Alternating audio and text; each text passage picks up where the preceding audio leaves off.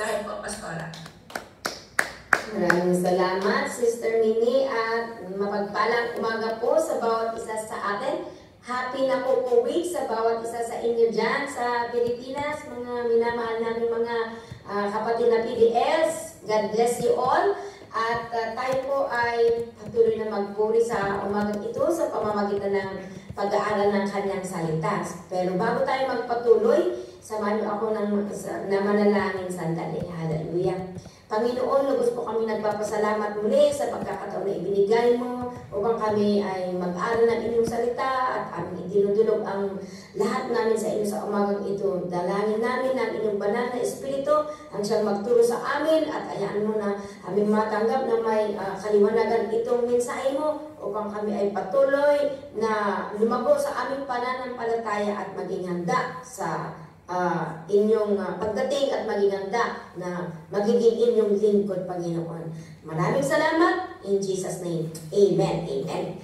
Okay, so mga kapatid, tayo po ay kakain sa ating spiritual na pagkain at ang ating pong pag-usapan sa umagang ito is how to keep the faith alive. Paano natin mapanatili na buhay ang ating pananampalataya? So, may tatlong bagay po kung nagagawin natin na para patuloy na maging buhay ang ating pananampalataya sa Diyos. Una po is, kailangan natin manatili sa Kanyang salita. No? So, basahin natin sa John chapter 8 verse 32. John chapter 8 verse 32, sabi po dito, "Then you will know the truth, and the truth will set you free." Tunay nga po mga kapatid na wala pong ibang makakapagpalaya sa atin kundi ang salita ng Diyos. Kaya sabi niya dito na kailangan natin patuloy na magbasa ng Kanyang salita at patuloy tayong makinig sa Kanyang mga salita upang patuloy tayong mapalaya. Alam niyo ba may ang Biblia, yan lamang po ang nag-iisang libro sa buong mundo. Ang Biblia ang nag-iisang aklat na kung babasahin mo, babasahin ka rin niya. O, diba? Habang binabasa mo ang salita ng Panginoon, parang salamin na, yan, habang binabasa mo siya, nangungusap din siya sa inyo. Binabasa rin niya ang buhay mo. At itong salita ng Panginoon, ito po, kung gusto mong maglingkod, gusto mong ayusin ang buhay mo, dito lamang po sa Biblia natin makikita. Dito natin malalaman kung paano tayo. Nandito lahat ang mabubuting gawa. Kung paano tayo maglilingkod sa Diyos at kung paano natin paglilingkuran ang ibang tao at kung paano tayo mamumuhay na naaayon sa kalooban ng Panginoon.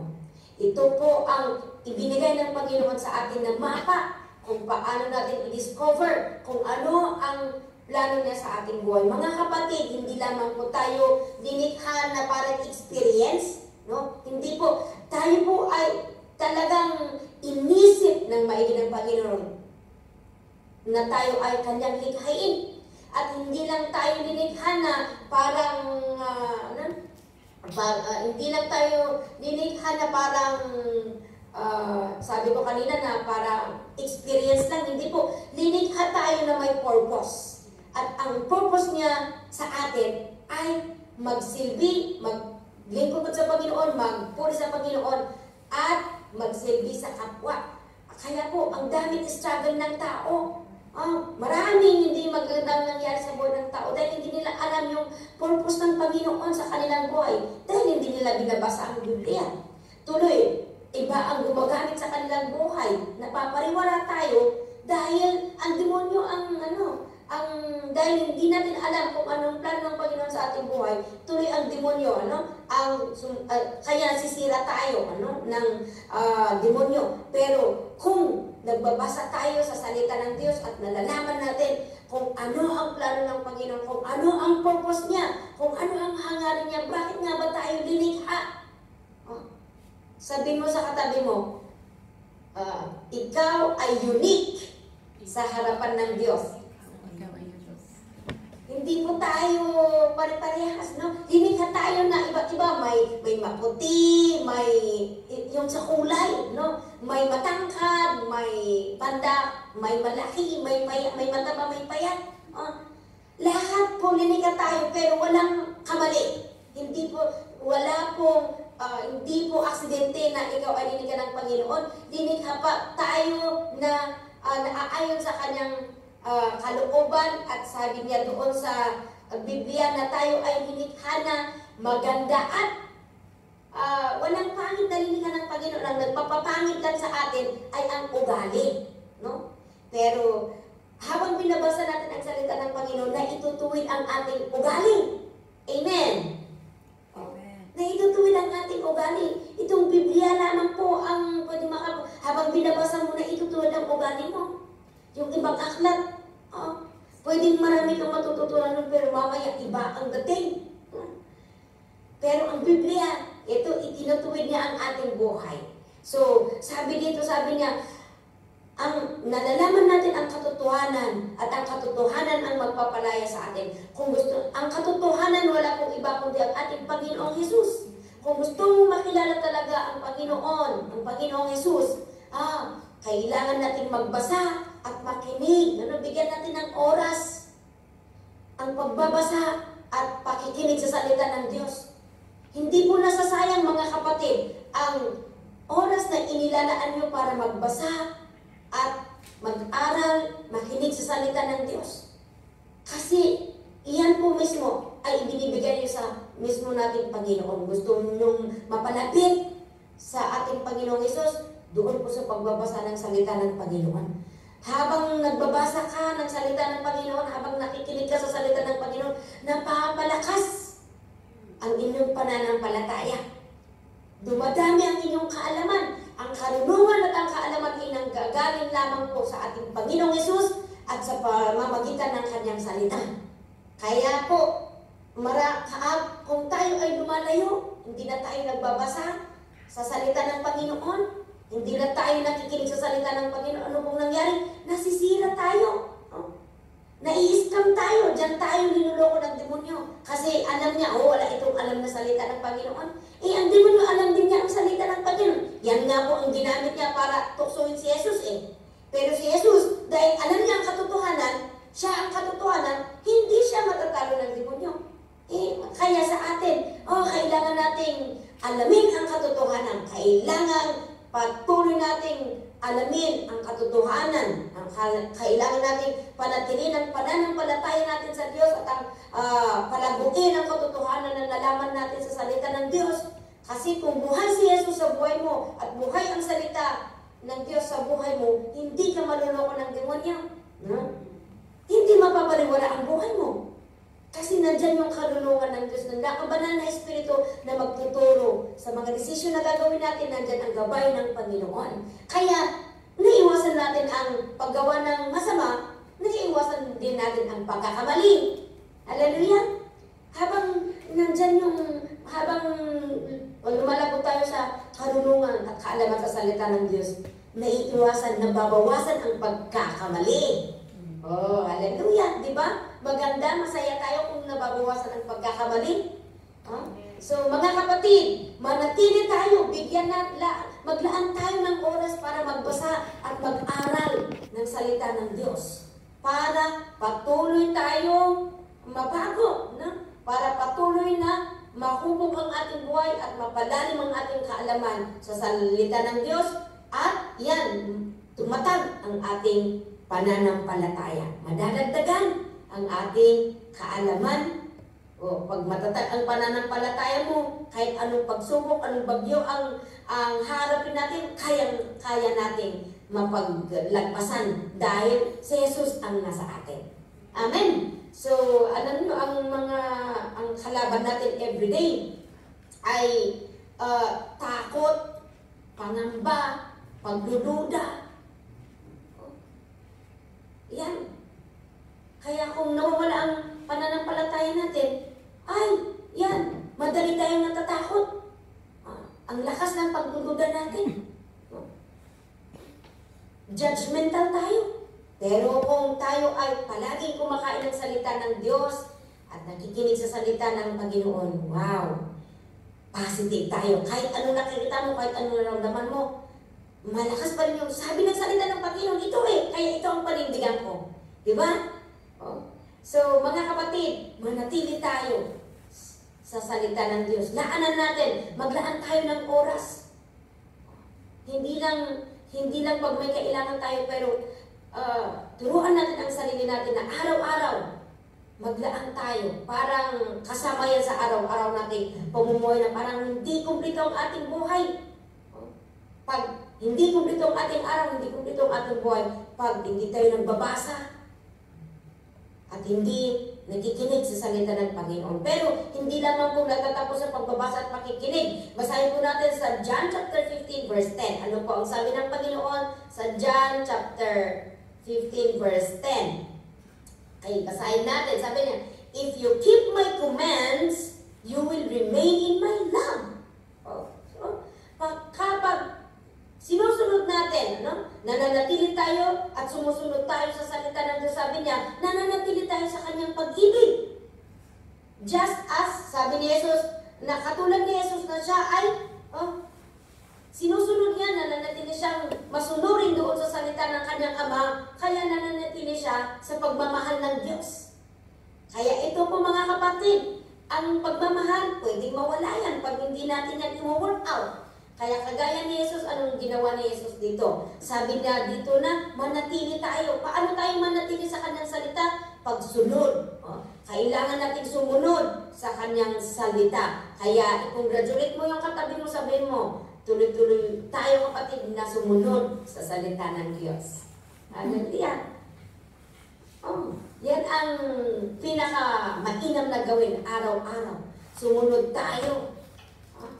Kapag sumusunod ka sa salita ng Diyos, ligtas ka doon sa anumang plano ng demonyo.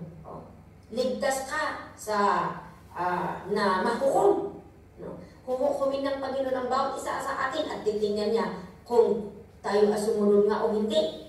Kaya para hindi tayo hukumin ng Panginoon, kailangan nating mag-aral. Kailangan nating sumunod sa salita ng Panginoon. Importante po yun. Kung bakit kahit na nakakilala tayo sa Panginoon, pero bakit minsan nagtatagumpay pa rin ang demonyo sa ating buhay dahil kulang tayo sa pagsasagawa. Okay? Isagawa natin ang salita ng Panginoon kasi walang silbi. Maliligtas tayo. Sabi niya, ang kaligtasan ay mapapasa atin kung tayo ay naniniwala. At kung naniniwala ka sa salita ng Panginoon na binabasa natin araw-araw, isagawa natin. Kasi kung hindi natin isinasagawa, ibig sabihin, hindi tayo naniniwala. Kaya sumunod tayo. Huwag mong tingnan ang katabi mo na hindi ginagawa naman ni kapatid. Ang salvation ay individual. Kaya, kung paano tayo, dating, alam nyo, may 2 libro na bubuklatin ng Panginoon pagdating ng panahon. Ang isang libro, lahat doon ng ginawa natin dito sa mundo, everyday na ginagawa natin dito sa mundo, nakasulat doon.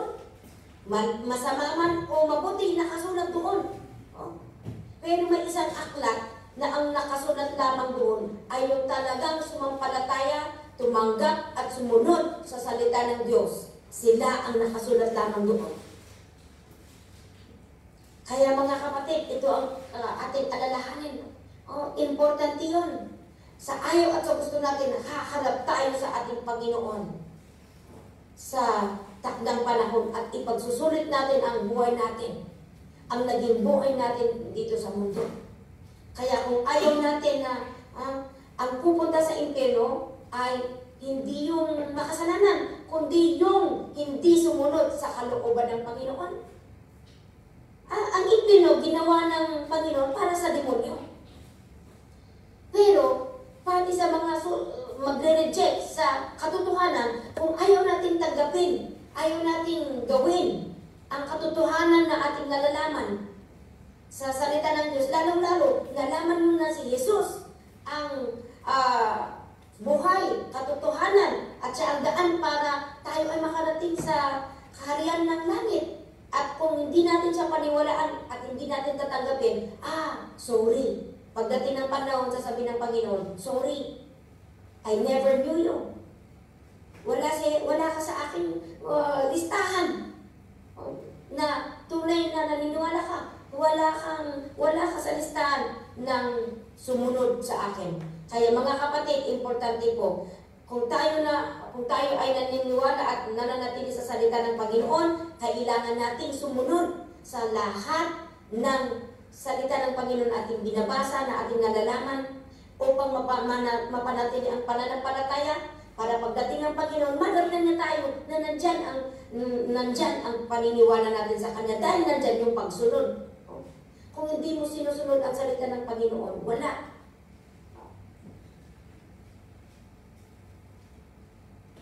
Gagamitin ka pa, sisirain ng demonyo ang buhay mo.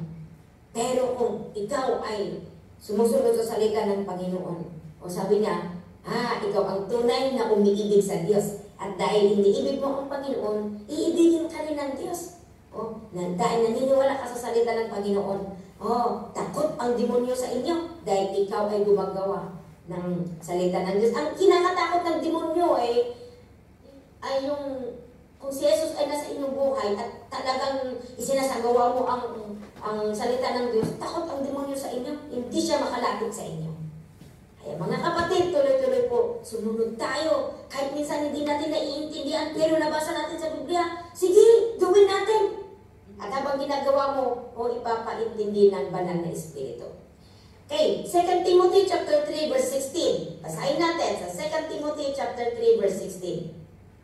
Ano po ang sabi niya doon? All scripture is God-breathed. No?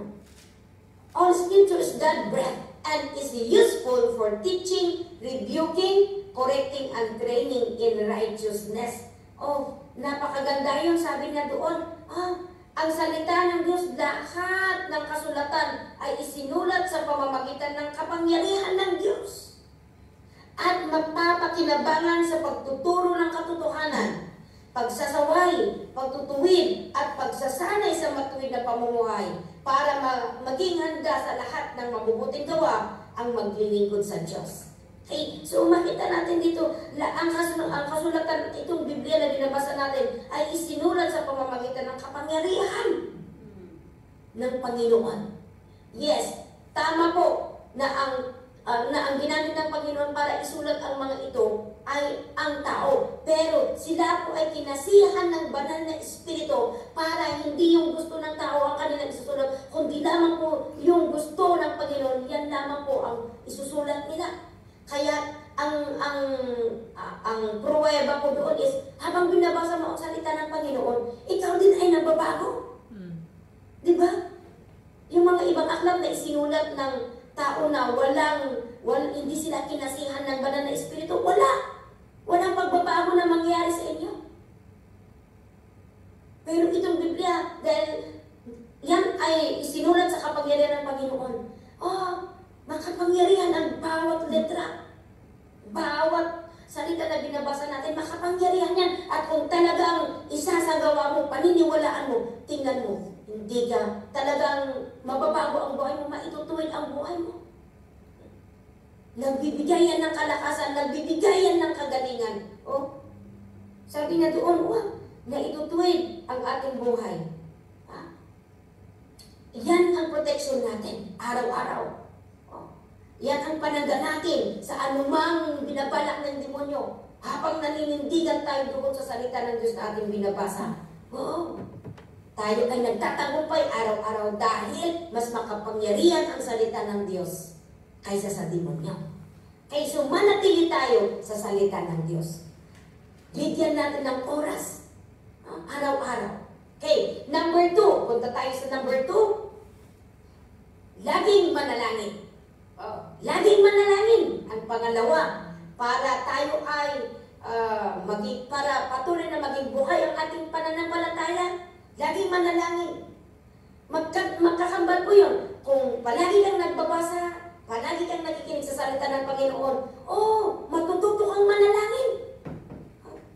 Matututo, kasi ang panalangin is communication yan. Ay relasyon yan sa Panginoon eh. Communication is relation. relation is communication. Kung nakikiusap ka sa Panginoon, naaayos ang relasyon mo, napapanatili ang relasyon mo sa Panginoon.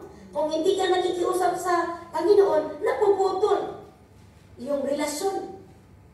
Oh, di ba? So, lagi tayong manalangin. Hindi pwedeng nagbabasa ka ng salita ng Panginoon araw-araw at hindi ka nananalangin. Hindi rin pwedeng nananalangin ka palagi pero hindi ka nagbabasa. Hindi po pwede yun. Kasi ang ebidensya na ikaw ay nagbabasa sa salita ng Panginoon, yan, nananalangin ka. Ang panalangin, ang isang tao na may pagtitiwala sa Diyos at nagmamahal sa Diyos, talagang naniniwala sa magagawa ng panalangin. Kaya kung nawawala ang paniniwala natin sa Diyos, nawawala yung pagmamahal natin sa Diyos, nawawala rin yung pagkikiusap natin sa Panginoon. Diba? Dati-dati, ang mahal mo, kinakausap mo everyday. Biglang isang araw, hindi mo na kinakausap. May iba kang mahal. Diba? Ganun din ang Panginoon eh.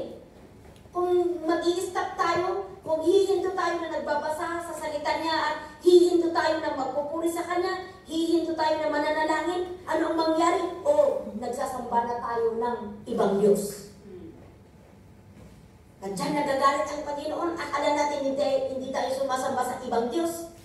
Ang ibang Diyos na sinasabi, ang Diyos-Diyosan, hindi lamang po yung linikha ng tao na imani, hindi lamang po yan ang Diyos-Diyosan.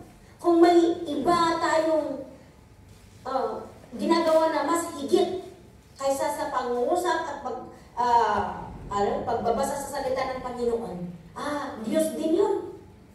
Kaya, mga kapatid, para hindi tayo sasamba sa ibang Diyos-Diyosan, palagi tayong magbasa ng salita ng Panginoon.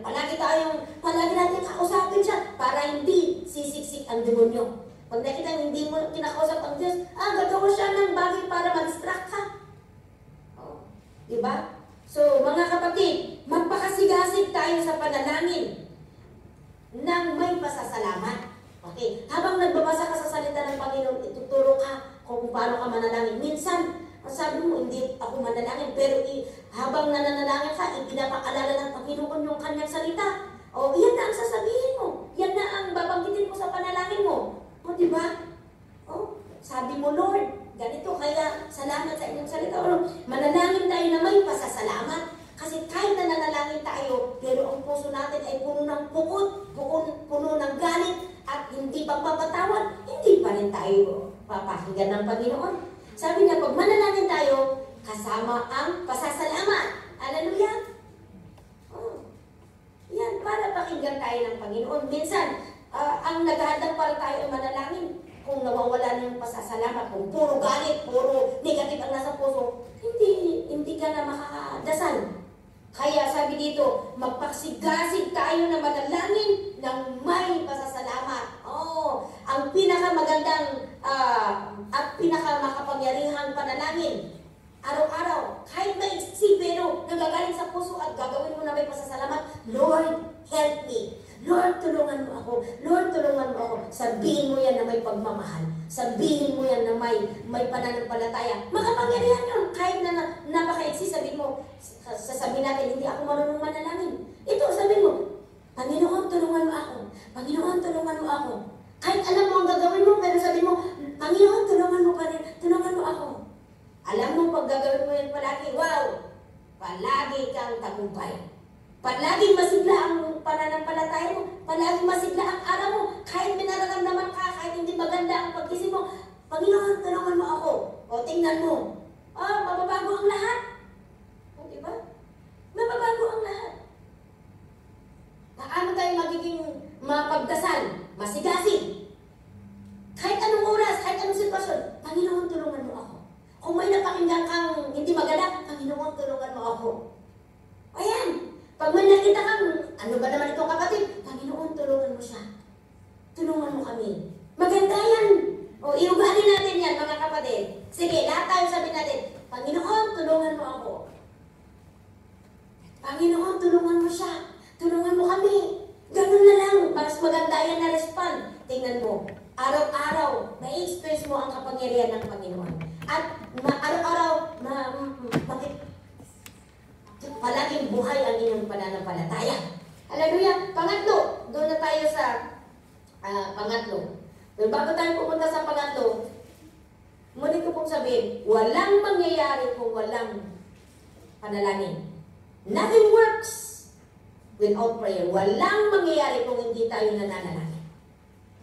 Kaya palagi tayo manalangin. Pangatlo, punta tayo sa pangatlo at ito ang last. Paano natin mapanatiling buhay ng ating pananampalataya? Surround yourself with godly people. Kailangan, basahin natin sa 1 Corinthians 15 verse 33. 1 Corinthians 15 verse 33. Ano po ang sabi na doon? Okay. 1 Corinthians chapter 15 verse 33. Very clear po doon. Sabi niya, do not be misled. Bad company corrupts good character. No? Huwag kayong palinlang sa kasabihan iyan, sa harit. Ito ang ating paniwalaan. Sabi niya, ang masasamang kasama ay nakakasira ng mabuting ugali. O, di ba? Ang masasamang kasama ay nakakasira ng mabuting ugali. Naniniwala po ba tayo dyan? Oo. Isama mo ang bulok na patatas sa hindi bulok. Anong mangyari? Mabubulok lahat. Ganyan din sa ating pananampalataya, mga kapatid. Parang piliin natin. Ang sabi dito, kailangan piliin natin ang mga kinakasama natin. Kung tayo na ay nakakilala sa Panginoon, mas piliin natin yung mga kaibigan na tutulong sa inyo para ikaw ay patuloy na mapalapit sa Panginoon. Hello?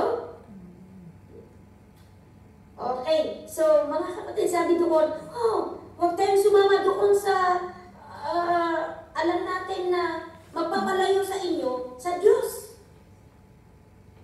Ang kaibiganin natin, yung talagang, alam mong masunurin, yung tutulong sa inyo para ikaw ay patuloy na mapalapit sa Panginoon. Para hindi makurak yung attitude natin. Sasama ka sa kurakot, o di makukurakot din ang pananampalataya mo. Sasama ka sa chismosa, o di wala, magiging chismosa ka. Sasama ka sa magagalitin, magiging magagalitin ka rin. Sasama ka sa hindi nagbabasa sa salita ng Panginoon, o hindi nananalangin, mamaya hindi ka rin nananalangin. O, di ba? Kaya sabi dito, piliin natin, no, ang ating mga kaibigan. Surround ourselves with godly people. Sumama tayo doon sa alam mong may takot sa Diyos. Paano mo malalaman? Alam mo, ang demonyo magaling din, hindi lahat ng nagsasabi ng Panginoon na kaibigan niya. Kailangan nating hilingin. Kaya nga sabi ko kanina, ang panalangin natin, Lord, help me, tulungan mo ako na mag-decide siya ba talaga ang kaibigan na magandang kaibigan o hindi. Kasi minsan kahit nagsisimba yan, pero iba pala ang isip. Kaya, kailangan tayong maging maingat sa mga kinakaibigan natin. Kailangan natin, ang kaibigan, ang sabi ko kanina, ang kaibiganin mo, yung magdadala sa inyo para ikaw ay patuloy na mas malapit pa sa Panginoon. Para hindi makurap ang ating pananampalataya. Kung ang kasama mo ay marunong, nandyan yung katinuhan, yung talagang walang ibang iniisip kundi magsilbi sa Panginoon, gumawa ng mabuti sa Diyos at gumawa ng mabuti sa kapwa. At magsilbi sa Panginoon, yan ang kaibiganan mo. Para hindi ka mapaniwala, hindi ka magsisisi sa bandang huli. No? Kaya piliin natin ang mga kaibigan natin. Ano? Magiging cautious tayo, magiging maingat tayo upang hindi tayo maligaw. Kahit nakakakilala tayo ngayon, kung hindi tayo magiging maingat sa mga kinakasama natin, maliligaw ka pa rin, kapatid. Kaya, tatlong bagay, dito tayo magtatapos, tatlong bagay para mapanatiling buhay ang ating pananampalataya. Laanan natin ng oras na magbasa at mag-aral ng salita ng Diyos araw-araw. Pangalawa, lagi tayong manalangin. Anong dasal natin? Panginoon, tulungan mo ako. Tulungan mo ang aking kapatid. Tulungan mo ang bawat isa sa amin. Ganun. No. Pangatlo, mag-ingat tayo sa ating kinakasama. ang kaibiganin natin yung alam mong magdadala sa inyo para mas malapit ka pa sa Panginoon. Surround yourself with godly people, especially these times. Mga kapatid, hindi lang dyan sa loob, kundi paglabas ninyo, piliin natin ang ating kaibigan para hindi mawala ang ating pananampalataya. So mga kapatid, dito po tayo nagtatapos sa ating gawain at sana po patuloy tayong maging buhay sa ating pananampalataya sa Diyos. Tayo manalangin mga kapatid. Panginoon, lubos po kami nagpapasalamat sa inyong salita na aming napakinggan. Sinuhan mo ito sa aming puso upang hindi namin makalimutan kundi aming isagawa, Panginoon. At tunay nga po na patuloy na maging buhay ang aming pananampalataya hanggang sa inyong pagbabalik, Panginoon. At patuloy mong gamitin ang bawat isa sa amin bilang ilaw at asin sa lahat ng aming pinupuntahan na kami ang magtatransform, Panginoon, maaakin namin ang nasa paligid namin na patuloy din na sumampalataya sa inyo, Panginoon. Maraming salamat. Ito ang aming samang dalangin sa matamis na pangalan ni Jesus. Amen and amen. God bless everyone. Balik ko sa ating MC.